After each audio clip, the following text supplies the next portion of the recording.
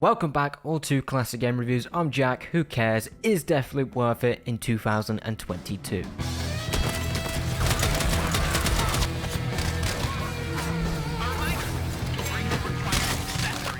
Deathloop was under a lot of controversy when it initially released last year due to the glowing review scores with the likes of IGN giving Deathloop a 10 out of 10, while actual consumers found Deathloop to be average at best, so I just never played it.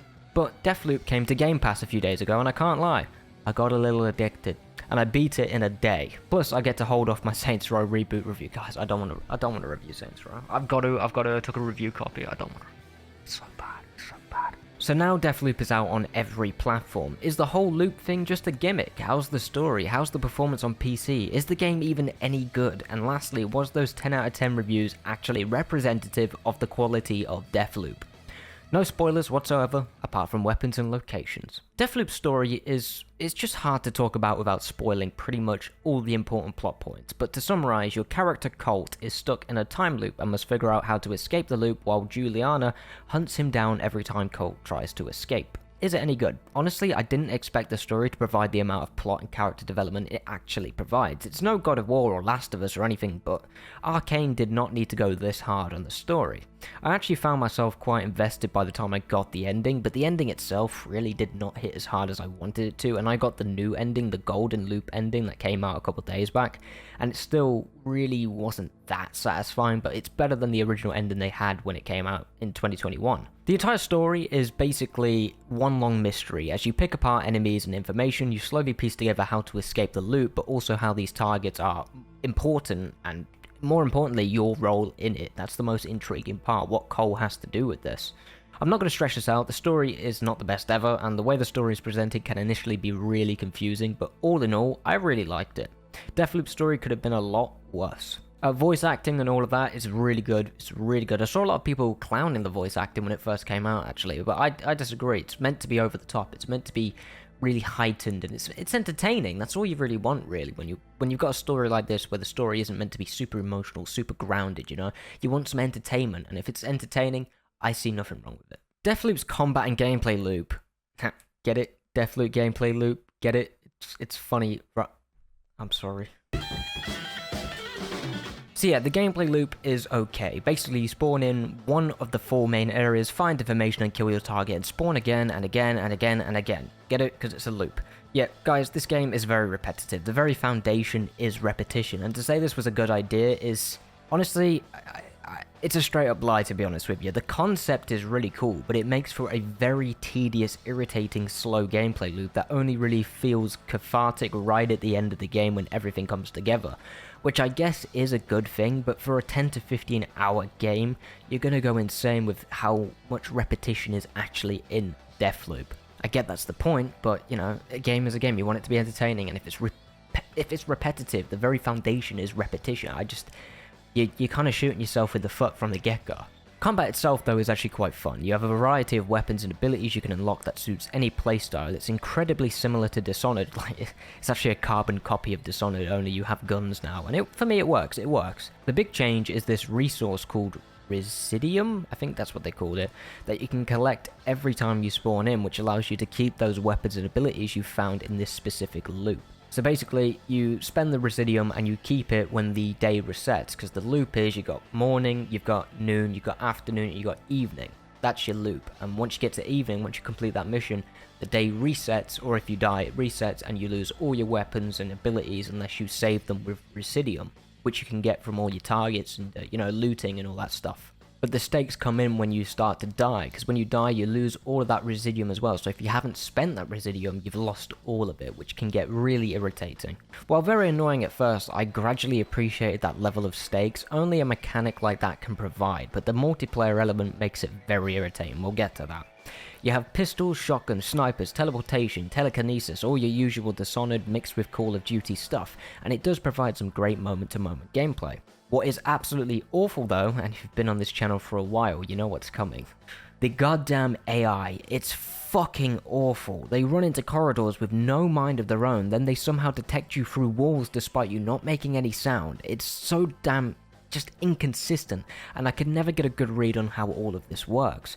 One minute they have laser vision, they'll spot you from halfway across the map, then the next they can't tell the difference between their ass and their mouth. They just walk around like dumb robots, and it really kills that intense feeling you get in the opening hours of the game. The exploration is great though. In fact, the entire game just relies on your ability to find your groove with the exploration. Deathloop basically begs you to get creative with how you find the information you need, and the fastest way possible to achieve your goals, which is the key to all of this. Of course, as you progress, Deathloop becomes more streamlined as you learn the different routes and tactics and, character positions you need to be the most effective during your loop, which is where Deathloop becomes far more enjoyable. Because of the amount of back and forth you have to do to wrap your head around how Deathloop works, it's very easy to feel like you're just wasting time, and I did feel that way at one point. I got very frustrated and had to take a break, or I'd end up smashing my table because I just felt like a dumbass, but that's probably just a personal issue. Anger issues, right? There's so much fun. Gaming is so good for that. Other than that though, I think the combat and exploration is pretty solid. There is something here for everyone. If you like stealth, it's here. It's not the best in the world. Play Dishonored if you want a stealth game, but the stealth is here if you really want to play like that. But I'd recommend going in all crazy, shooting everything in sight in Deathloop, but that's just me. Do that after a couple hours, because that's where the game gets really fun. Multiplayer is in the next section, so skip to that if you don't care about customization and all that. I've noticed that a lot of people just don't care about the customization, they skip past, so I put the timestamp there, you can skip to it if you don't care. Let's go. There is a surprising amount of customization in Deathloop, naturally starting with weapon choice and all of that good stuff, but you can also unlock different outfits for both Colt and Juliana, as well as mess around with different items like your hacking tool, grenades, trip mines, special abilities, as well as mods of those special abilities and weapons. In fact, the whole progression system relies on this ability to customize. Like I said in the combat section, it's all about personal preference. You can customize your abilities and weapons with different power-ups or debuffs in some cases to suit your specific playstyle, so I was really happy with this. I don't think Deathloop would have been anywhere near as good without the ability to customize to the level you can. Juliana and Colt have different setups entirely, so to customize Juliana you need to play multiplayer, but Colt is mainly focused on single player. But if you do kill an invading player, you can unlock some early boosts to your abilities, which, can be quite fun. That's pretty much it for the customization. Yeah. If you are enjoying this video, I'd really appreciate if you could smash the like button, and if you're not subscribed yet, subscribe. What's the worst that could happen? 15k subs though. Bro, 15k! 15,000 people, so cool. PC performance, it's a little all over the place, a bit like Dishonored 2 unfortunately. There's frame drops. I was playing at 3440 by 1440 because I play ultra wide, and it was quite consistent most of the time, but I've got an RTX 3060 Ti and I was barely pushing 60 FPS sometimes, and it was dropping to 40s and 50s, which can be quite irritating for a lot of people, so just keep that in mind if you plan to play it on PC. If you have a lower tier graphics card like a 1070, maybe a 2070 or anything like that, maybe even a 960 if you're still rocking that, fair play. But just keep that in mind that it's gonna be a little bit rough. Now the multiplayer is easily the most flawed aspect in Deathloop for me. Yes, more flawed than the repetition. At this point, this kind of multiplayer isn't exactly new. You can have your single player be invaded by another player, or you can invade them, which was new back in 2014 when Watch Dogs did it, but we've seen this kind of multiplayer implemented in games like Metal Gear Solid 5 from 2015, and Sniper Elite 5 that came out this year of all the games. The difference here is the stakes. If the invaded player kills you 3 times, you get a reset. You lose everything unless you've spent your residium. You could be on your last mission of the loop, and you could possibly lose all of your progression if you didn't use your residium, which is beyond irritating, especially when that player is far more skilled than you when you just wanted to chill out. But the biggest issue is the lag. The majority of players that invaded me were so laggy it was impossible to commit to gunfights with them, as you can see in the footage. It's an absolute mess most of the time in my experience, which left me so damn annoyed. The game mode itself is awesome. I loved it in Sniper Elite 5, I enjoyed it in Watch Dogs back in 2014, and I don't want to stop praising it, but here with the increased stakes and just laggy elements, it becomes far more stressful than fun for the player being invaded. I get that's the point and you can switch it off, but it's not fun for both players. I really think it should have gone through a few more iterations to make it less stressful for the person being invaded.